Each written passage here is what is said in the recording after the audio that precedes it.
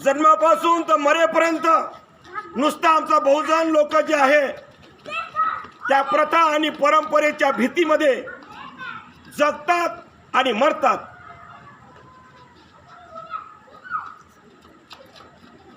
जीवनामध्ये आम्ही निर्भयपणे जगलो पाहिजे, स्वतंत्रपणे जगलो पाहिजे। हे जर वाटत असेल तर आमच्या बहुजनातील संपूर्ण लोकांना सांगणं आहे,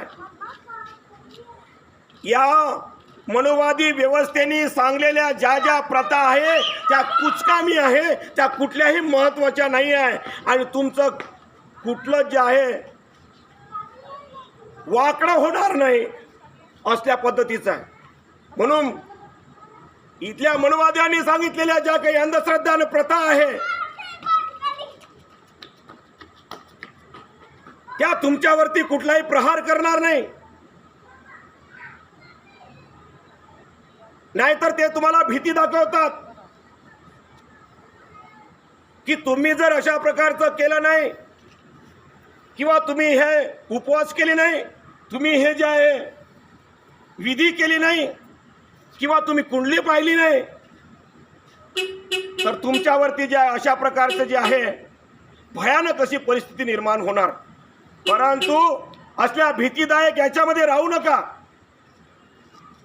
कुठलंच काही घडत नाही आणि कोणाच्या म्हटल्यानं घडत नाही, म्हणून घाबरून घाबरून या मनुवाद्यांच्या अंधश्रद्धेतून न जगता ज्याचे कर्म जसे असेल तसे फळ मिळेल यावरतीच जे आहे नैसर्गिक आहे आणि यावरतीच तुमचे जे आहे परिणाम ठरलेले असतात।